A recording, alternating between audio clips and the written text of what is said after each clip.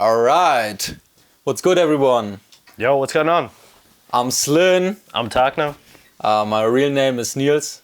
Some of you know it. It's always funny. It's just reversed, but it's so obvious that most people don't get it, I think. I started DJing like with records like 4 years ago, something like this. Before that, I think like everybody from my generation, I started DJing digitally. It was nice, but at some point I wanted to like have the club standard. Not because I needed it or I knew anything to do with it. It was more like it looked really cool. But then I figured out like how expensive these CDJs are and stuff. And then I asked a friend of mine, his name is Phil Berg, artist name Phil Berg. And he said there's another option, DJing with vinyl. And he said it's like the most difficult.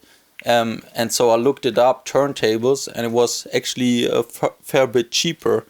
And that was the reason why I got into vinyl, was like a financial reason. And it was nice because in the beginning I had my controller and then I had a turntable and I had like one record, you know. And then I bought a second record, and so I slowly could progress. And I mean, now looking back at it, it's actually more expensive than DJing digitally. But I guess the transition was a bit easier financially. That's the reason I got into vinyl.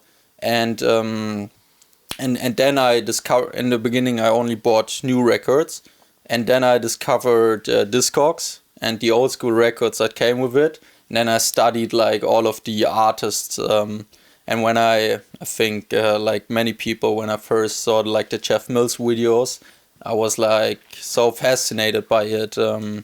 Just seeing someone, I think what attracted me was like how hands-on it was.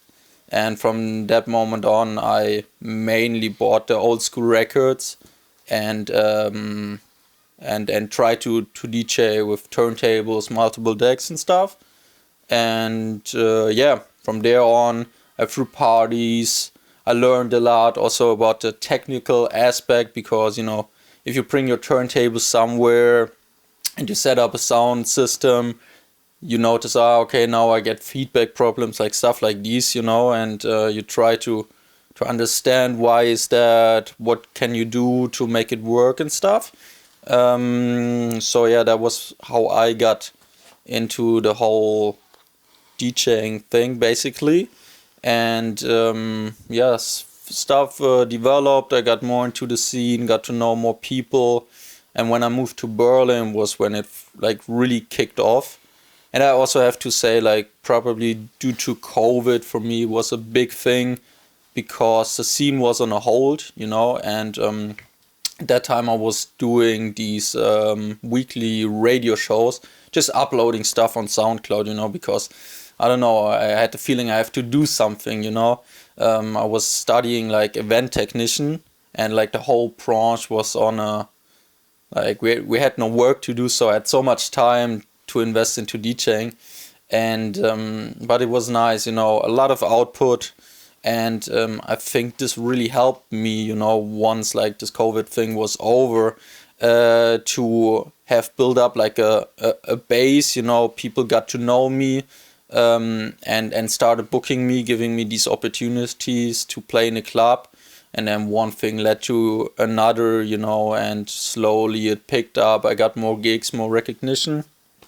And yeah, now we're basically here, getting to meet a lot of cool people, traveling the world. We just played together in Australia. Before that I was in South America for the first time.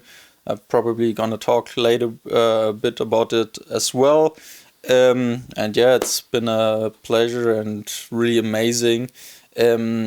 Also, you know, to be able to play this old school music. So I like to play a lot of this early 2000s techno.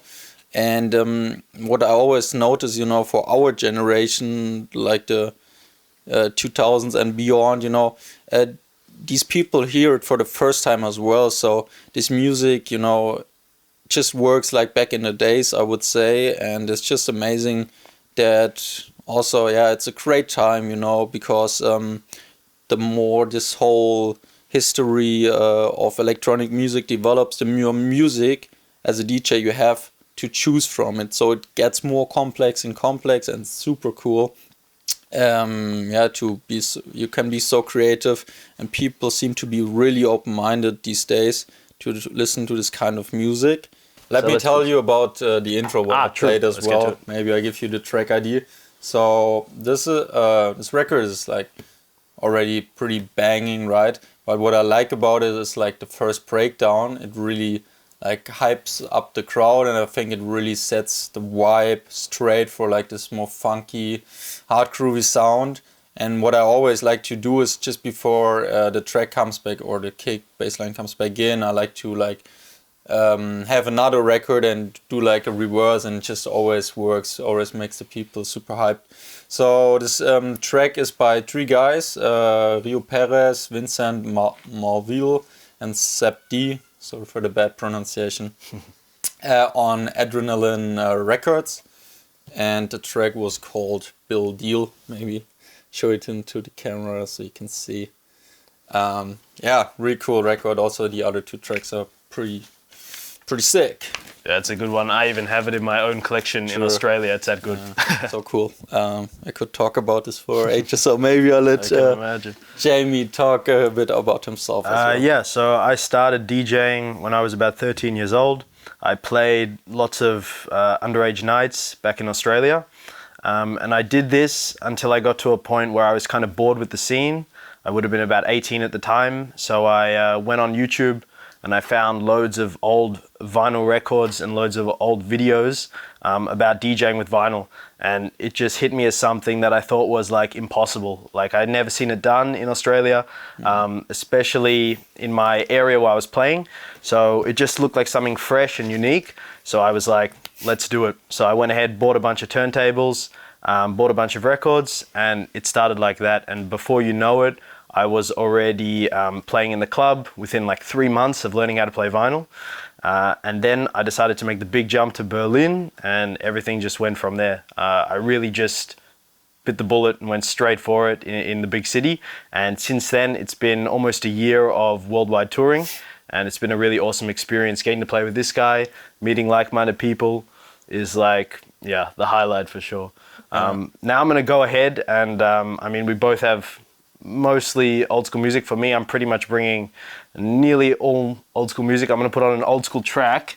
One of my favorite artists called Ben Long, and this is the Payback EP.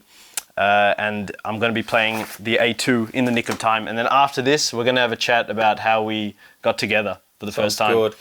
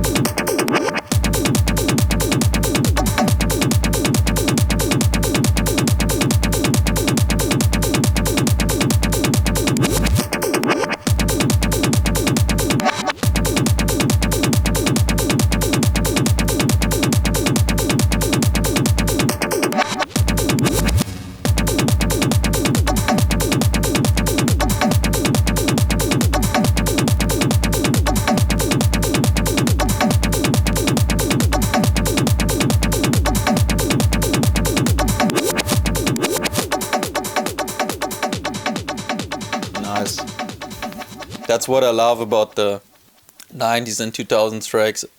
Like I don't think there's any track like this nowadays, you know, where it feels like all of the track is just like these reverse parts. It's the arrangement somehow really primitive, but I don't know, it's The arrangement is super unique, and I think people nowadays don't even want to risk making a track like this because it took a lot of risk. It's so hard to play because a reverse comes out of nowhere while you're trying to match it or mix it in. Yeah. So I think, but it's a super loopy tool, and I really love it.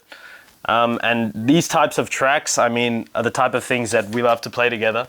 Yeah. And I think you maybe want to mention how we started playing together and how that's kind of worked. Yeah. When was the first? I'm bad at I think it remembering that stuff. It was last. The first time we met would have been literally about this time last year. Okay. So it would have been about a year now. Yeah. That we've been playing together. Yeah. So the how I got to know Jamie was like basically through social media first. I saw his like reels popping up. This guy mixing on 4DX. And I was really like, what the fuck? Because at this time was not too many people doing also the social media thing, but then also playing vinyl only and really like showing it in a nice way. And when I first saw it, I was like, wow, would be really interesting to meet him, because I was thinking like to record a video like this. I know how much time it takes to like really nail this down, and so I was like, he must be probably pretty like-minded as I am, you know, like really motivated and sort of disciplined when it comes to this kind of craft. And then luckily at that time, the guys from BCCO and Distinct, they got him basically for some shows to go to Europe, or offered it, right? And you accepted it, which I thought was like super brave of him. Like, how old are you again? Yeah, I'm 21 at the moment. So 21. I was 20 and I just picked up my records and went straight to Asia and then now to Europe. Travel to the other side of the world. That's crazy. Yeah. I mean, we've just been to Australia, so I like now I know how fucking far away it is. So far away. Yeah. So yeah, he first came to my flat, and like it is always like little talking, just having a mix, you know, and that's how you kind of get to know each other pretty well, get a feeling for each other. And I think straight from the beginning it was like, okay, this shit is matching perfectly, you know, like so many records, we have the same records or the interest in the same kind of music. Yeah. So I remember the first time we played a back-to-back in a club was some weeks after in Dublin. Yeah. And it just flowed straight away, you know. Didn't have to think, didn't have to talk. Yeah. We just played for a few hours. Everybody in the crowd was loving it, and it was just super easy. It wasn't even like thinking, hey, let's communicate, let's figure out what track to play. It just worked. No, we never had to really plan anything. And then also, I mean, what we realized, I think in the beginning we played a bit more techno, and now, especially when we play these all-nighters, we also figured out Jamie has a great like trancey collection, and I also try to play more prog, like more subgenres, more different vibes, and so now we also try to experiment a bit with that. But yeah, like I said, straight from the beginning, there was a natural match. Also, like how we are as a person, mindset's pretty similar. So yeah, it's been pretty good, and we're super happy, you know, to get the recognition, and people seem to really like us playing back to back or face to face. And we're not gonna stop.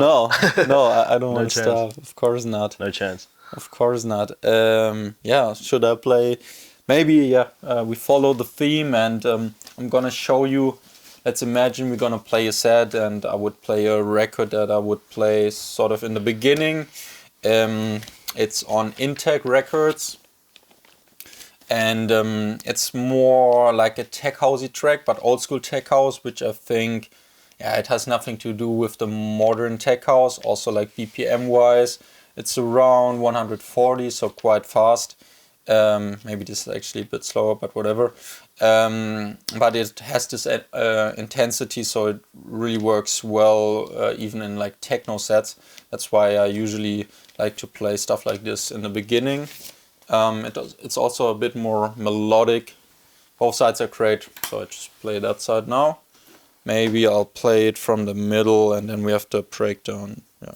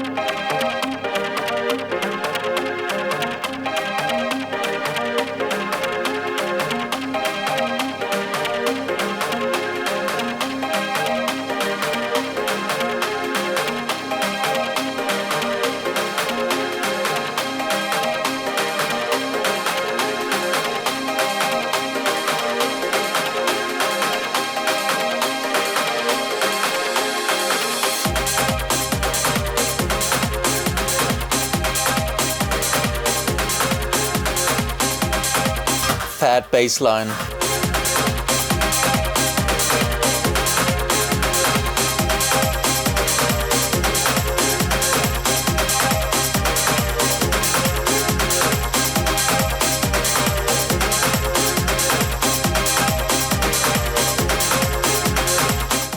Funny thing is when we first played the first all-nighters, because Jamie still has a bunch of his records in Australia because it's hard to get them here over to Europe, Berlin.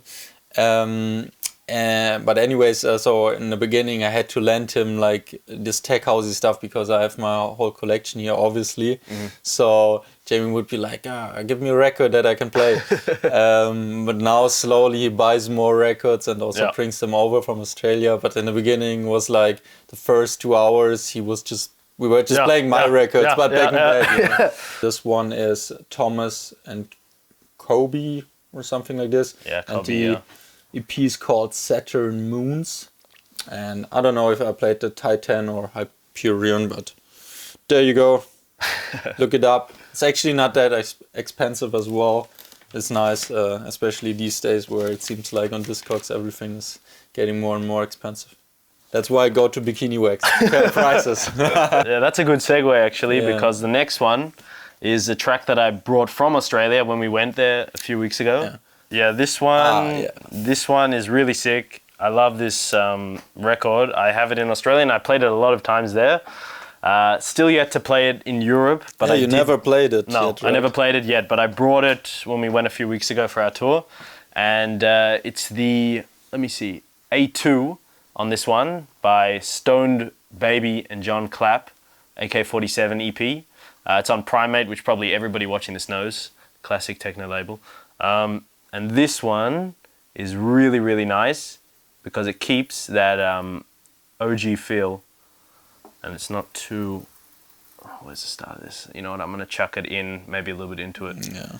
It's a super nice track, just listen.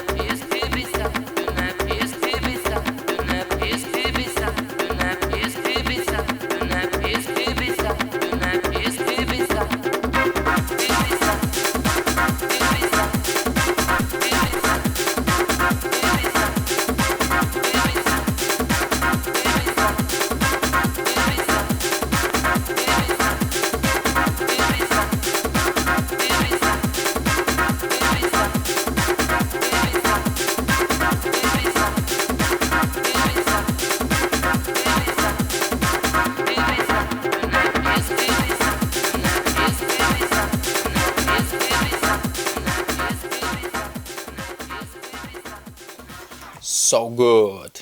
That one is seriously sick, and it has, I'd say all 4 tracks on it are really nice, but it has this like really nice pad vibe within every track almost, and this tribal feel. Kind of slow, but perfect for warming up the dance floor. So yeah, Exactly. Intro track for sure. Also, I have to say it reminds me of my friend Lex. It's one of his favorite records as well. And maybe I'll tell you about it.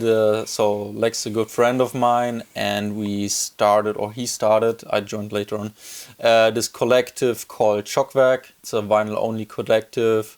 We are throwing parties all over Europe so far, and also have like this accessories, merchandise for turntables. We're just making vinyl weights, for example. And so yeah, feel free to check that out with all the social medias, or visit us when you throw a party around here in Berlin or all over Germany, Europe. Look out for Shockwerk for the best vinyl only parties. Yeah, vinyl only action, the best crew for sure. Exactly. Throwing it down. Nice. All right, let's continue. You probably know this label better than, or it has more connection to you, sure. right? Sure. Wet Music. Is it from Melbourne? It's from Australia, set up by Simon Digby and Willie Tell, two real legends in the Melbourne scene. And I mean, they are kind of a little bit forgotten at the moment. So I also brought a Wet Music record that I'm going to play later, because I think they deserve really all the props. It is a proper good label with some seriously killer music that is kind of forgotten at the moment. So definitely needs to be heard. Yeah, I'm gonna show you one by Alpha Risk. There's also a nice Ben Simmons remix on it, but I'm gonna show you the original called Fresh People. Fresh People. Fresh right? People. Yeah. Fresh People, whatever. I really like it for the bass line, the funky feel. Really well produced, simple track, but always works. And this would be a typical track to pick up the pace, to get more funky, and transition from the tech house vibe to the techno vibe. Would also probably pitch it up a good bit, as always.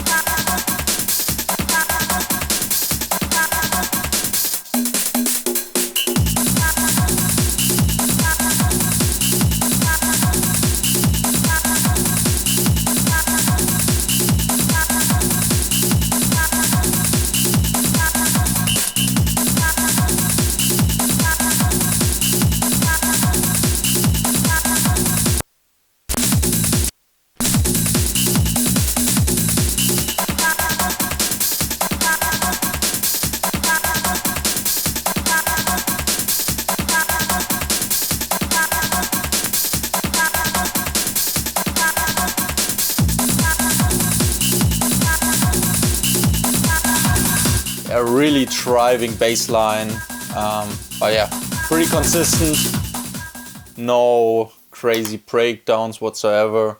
That's what I like about techno as well, just to keep this consistent flow. Really nice for the DJs that like also to mix fast.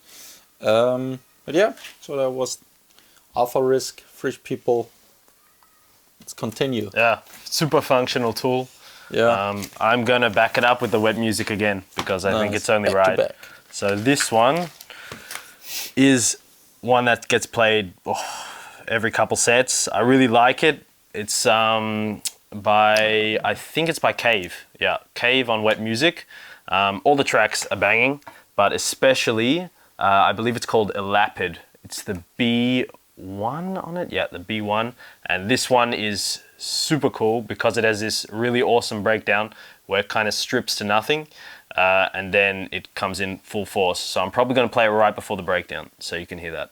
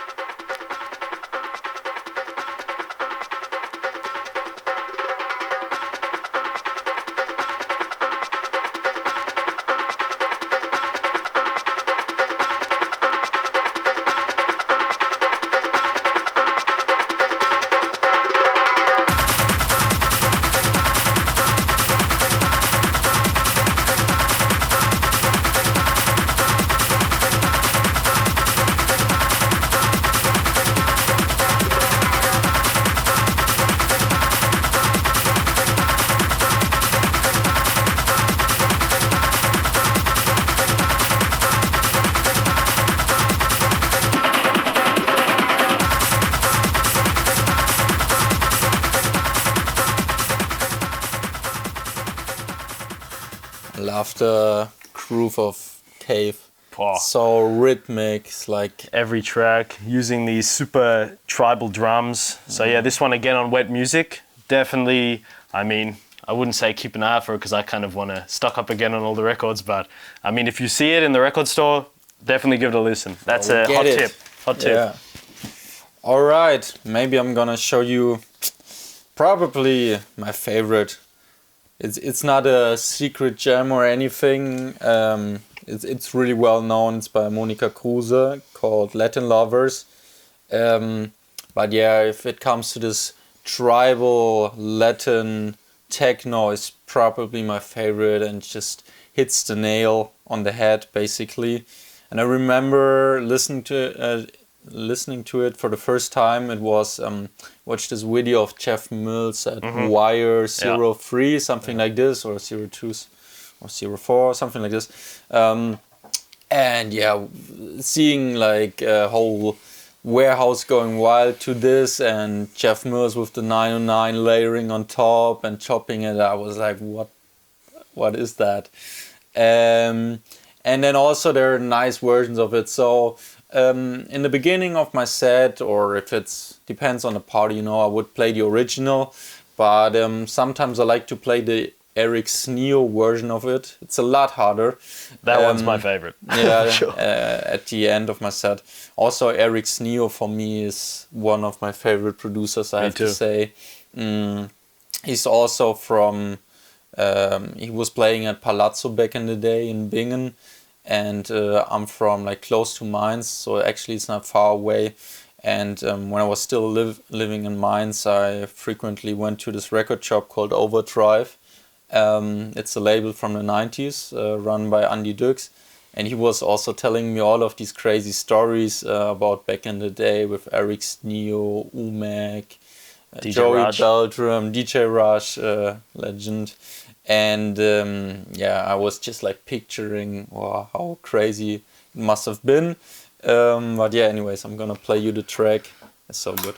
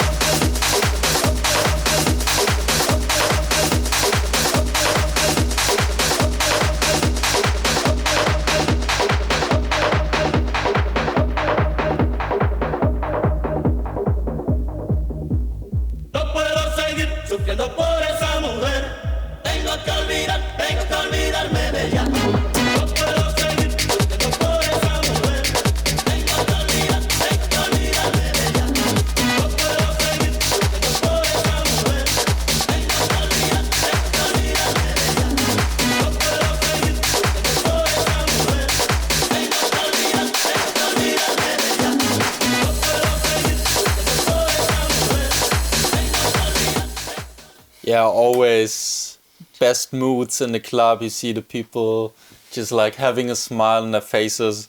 I really like to look into the crowd, you know, whenever I play this, because I think it all gives us the same feeling of euphoria. And this is also what I like about this tribal techno and a lot of this old school techno. It's not as sophisticated maybe or so much about the sound design, but it's just like a nice idea, simple, relatable vibes, and great combination of hypnotism, of repetitive grooves, but then also just like nice elements that really like speak to the human soul, I think. That's why I like it. But now I'll show you maybe the Eric Sneo one as well, for the hard hitters. I know It's on the same side. Maybe I play it.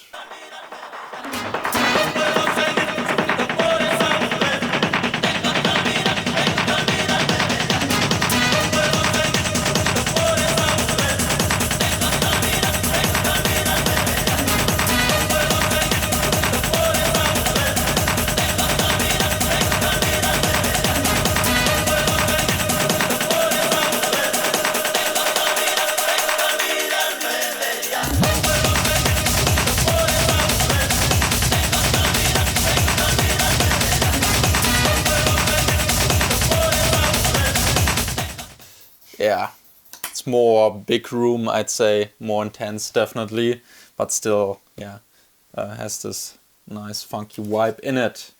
Yeah, Yeah. that one's a killer track. Yeah. I've still got it on my want list, so I don't even Yeah, have you it. don't have it? Okay. And now everyone's going to watch this and the price is going to go even higher. Yeah. Next one, I'm going to go ahead and pick something. Follow on the same vibe.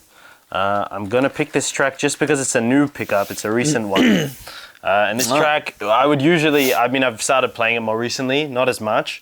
But this track, I would say, I've been playing in the peak times of our sets, like when it's really peaking in energy, because this one just keeps going up and up and up and up. And there's 2 breakdowns, but I'm going to play it right before the main one. And you'll just hear the bass line just really keeps this track flowing really, really well. So let me play it from here. It's going to be already high energy though, so keep that in mind.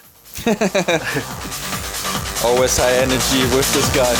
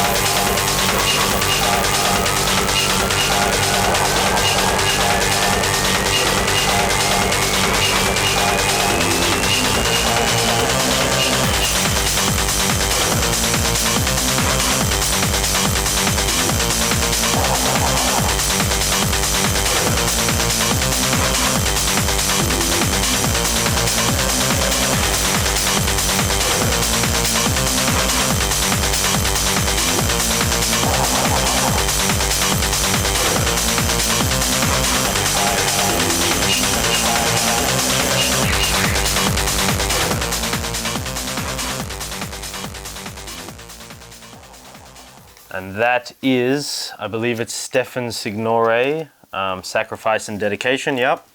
And it's on Rotation Recordings. The other side is also really cool, but a little bit too heavy. I've played the other side sometimes and gotten some weird reactions. So I suggest playing this side with the Peak Time Bomb.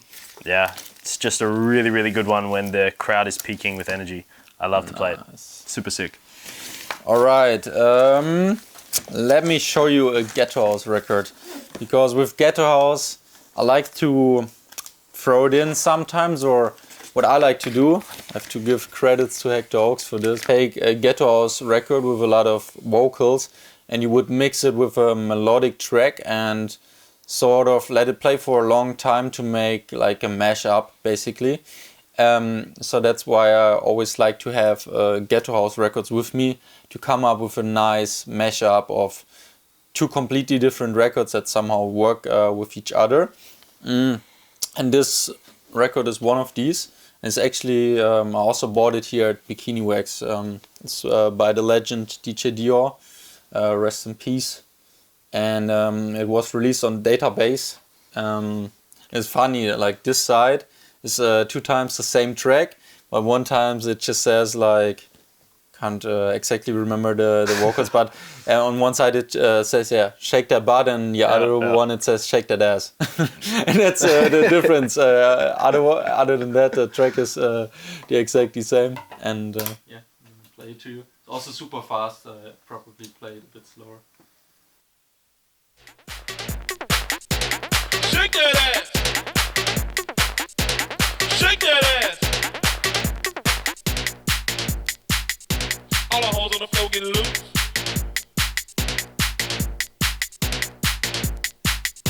All the hoes on the floor get loose. Shake that ass. Shake that butt. Shake that butt. Shake that butt. Shake that butt. All the girls on the floor get loose.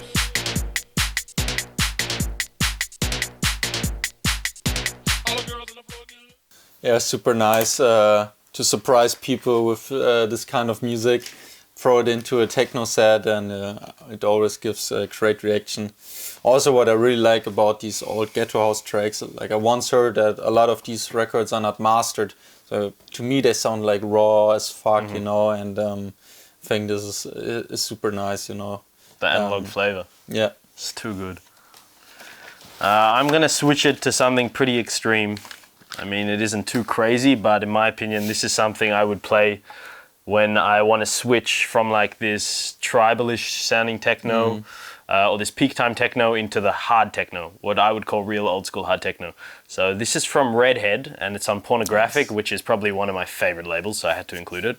And this track is just pretty nuts, and the build also has energy, so I'd say it's pretty similar to the last one I played, but a little bit harder, a little bit darker. So I'll chuck it on now.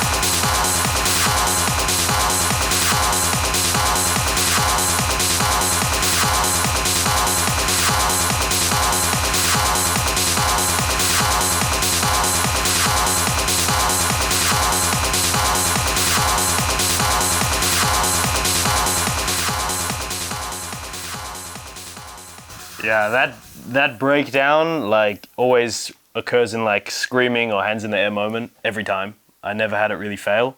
It's Hell Opens by Redhead. Other two tracks are also really, really sick. But yeah, this is on Pornographic Recordings. Highly recommend checking out that label if you want some proper sinister techno vibes. Nice, alright. I'd say let's continue with some more trancey stuff.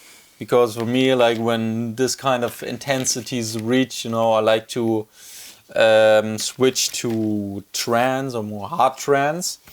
And this record is nice. I found it when I first visited South America for the first time in a record shop in Cordoba.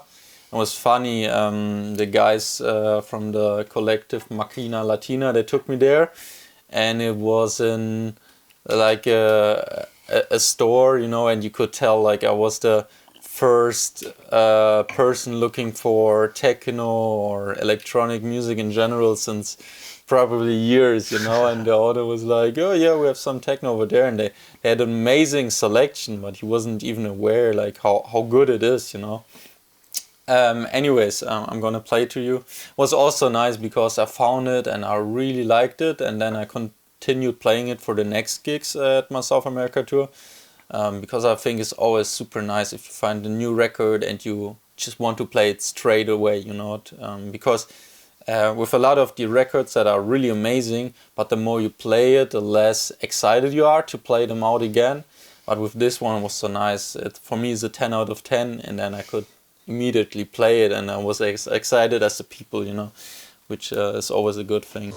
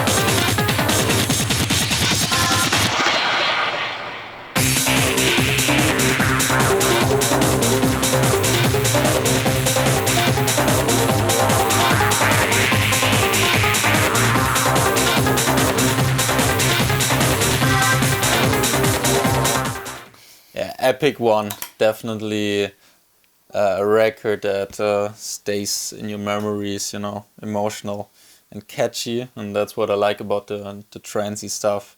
I guess with the trancey stuff, it's like either you absolutely love it or you find it super cheesy, and with the techno, sometimes it's like, yeah, it's nice, but Purely functional. This has more character, obviously, because it works with melodies. And also, one thing that I thought is super funny about this record when I first saw it, because that time I didn't know the label or anything, but it's like a label from, I think, Offenbach. It's like a German label, and finding that, you know, on the other side of the world, you know, like I always wonder how records find the way to there, you know. But record or the artist, I think it's a duo. It's called Three Man, and the track is the B-side, I think. It's like HACHT. Better hold it in the camera. I don't know. Nice record. I hope you like it as much as I do. Yeah, it's sick. I mean, this is like the thing.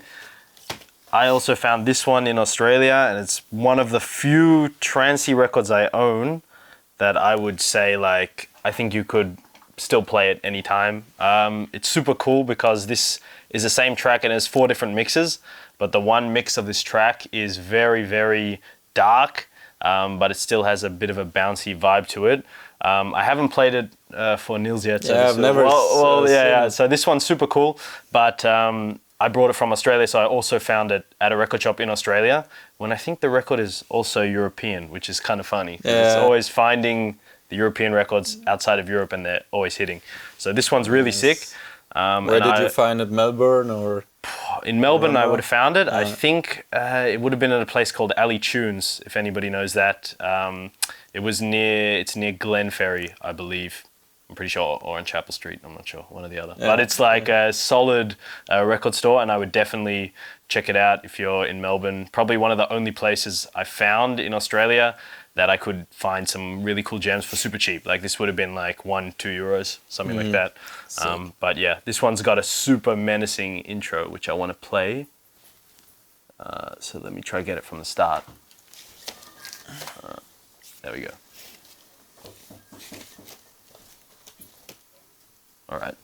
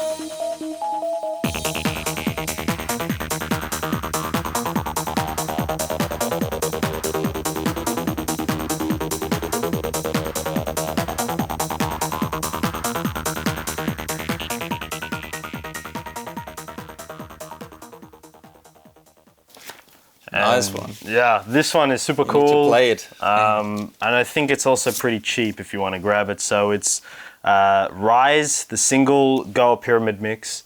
And yeah, I mean, all the other tracks on it are super cool, but that's the only one I think without vocals. And as you know, to fit it into a techno set, if we get rid of the vocals, it's much easier. Yeah, that's true. So that's one trancey one I would play. I don't usually play too much trance, but that one I would definitely make an exception for. Nice. That's a good one. Nice.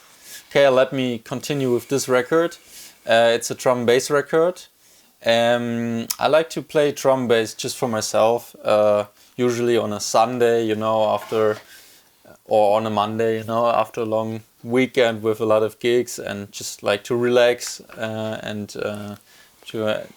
what I like about drum bass, compared to techno, I think with techno I really did my studies and research about the label and the productions, how it's done. With drum bass, I don't know anything. Like, I don't even know the artist or anything. But I like that because in the beginning, it's always, if you get into, I remember when I got into DJing first and into techno, it's a bit, you don't know how the tracks were made and you just listen to it. And to me, it sounded like, I remember listening to Jeff Mills' production for the first time, was like, what's this alien shit, because it just like, not knowing anything about it just adds up to this magical experience. And So I wanted to preserve that for me a bit, you know, with the drum and bass.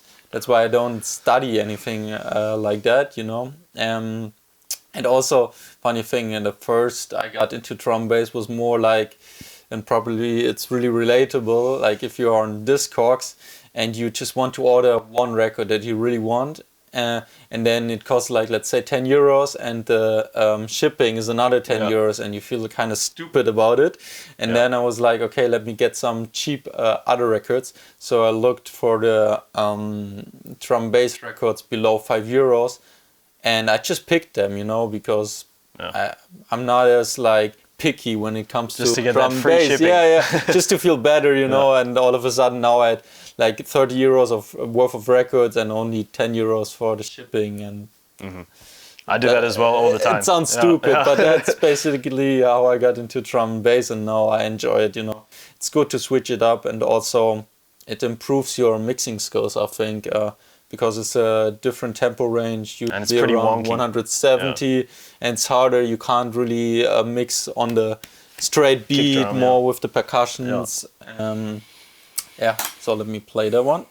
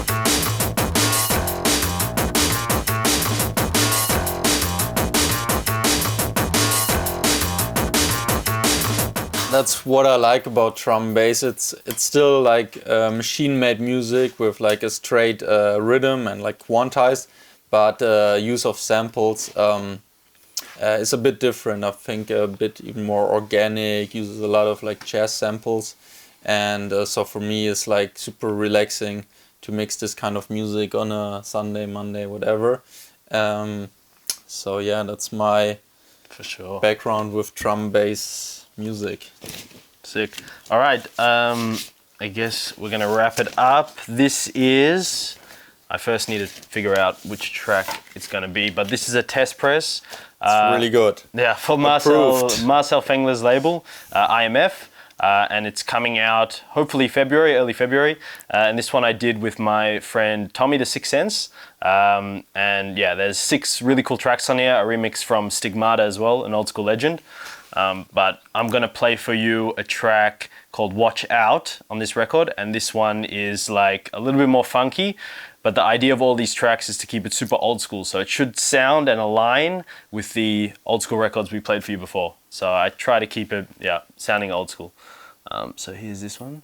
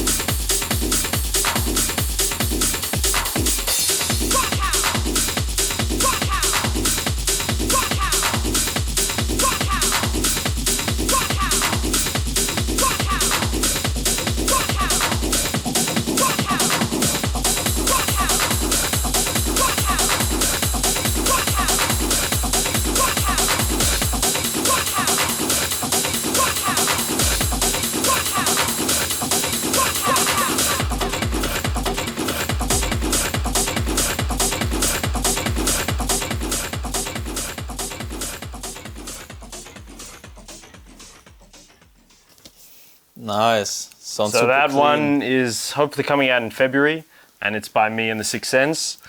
And yeah, I mean, we tried to keep it old school, so that one's called Watch Out, but there's a few other on there that are pretty cool, and Yeah. it will be on vinyl for all the vinyl heads. Nice So one. get excited. Super good, yeah. Also the flip side's really good. I just listened yesterday on my sound system at home and I can improve. Nice, I think that was a good way to wrap it up. Maybe I'll play one more track that maybe I would play, you know, if people want it. Like an what's an encore. encore? An encore, Yeah. that's the English word. And we do a lot of those at the All Night Longs. Yeah. Almost everyone. One time at Zena.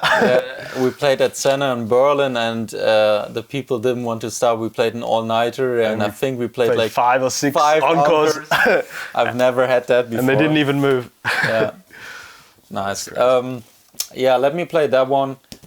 It's more like a synth pop rock 80s kind of record that I just recently received, and I don't know, I really like it. It's also not really like techno range BPM wise, it's like 128 or something like this. But I think as an encore would be nice to like let the night cool down basically. Nice crackle. Crispy. Yeah, bit crispy.